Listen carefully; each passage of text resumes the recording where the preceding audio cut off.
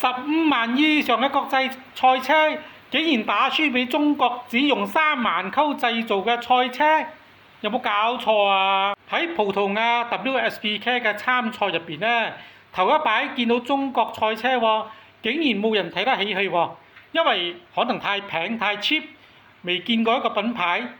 爭石你聽過未先？但係呢條友仔呢，就值得我哋去學習啦。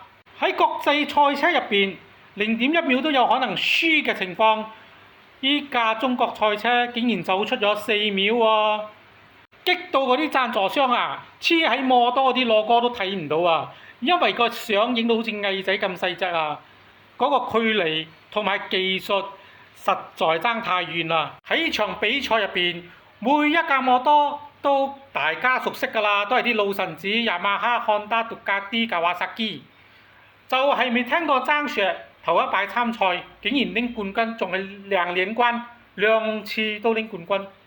爭石14歲就愛上賽車，奮鬥咗20年，喺佢今時今日贏咗嗰一刻，佢真係感動到喊啊！爭石14歲嘅時候，佢父母啊走咗佬喎，就留低佢同佢嘅妹兩個相依為命。咁樣咧就留低佢兩姊妹喺間爛屋，屋頂都穿窿嘅，就等佢哋自生自滅。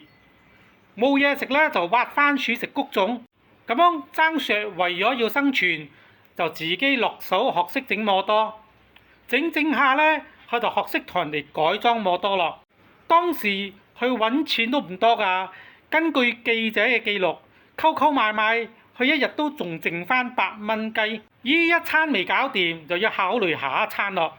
咁樣嘅情況，邊仲有希望啊？當時咧佢就聽到外省就有記者嚟佢嘅新村做訪問，佢聽到呢個消息之後啊，即刻過去架爛鬼摩多去追佢啊！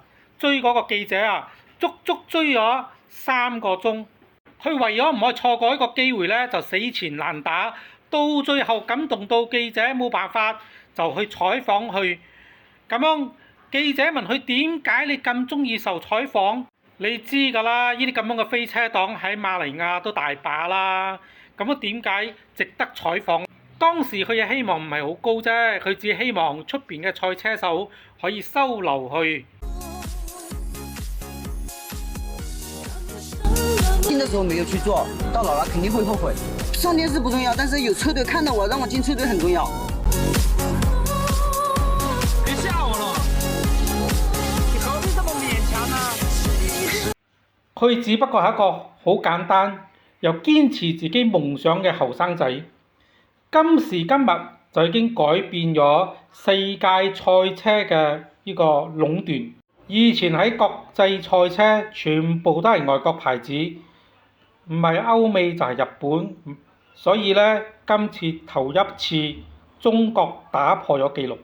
雖然節目播出過後佢都係入咗車隊，但係因為佢唔夠稱啊嘛，所以就冇辦法得到正規嘅訓練。咁樣佢就係可以喺入邊打雜、斟茶遞水，仲係冇收入㗎喎。那時候我已經就沒有錢在，就吃飯都不行了，沒有，只有付出沒有收入，我必須要去掙錢吃飯了。用佢自己話講，佢對所有牌子嘅 engine 都好緊要熟。爭石自己都係車手，佢都講依架 engine 佢唔係由工程師設計，係由佢自己體驗跌咗幾十擺一粒一粒螺絲扭出嚟嘅，製造出嚟嘅 engine。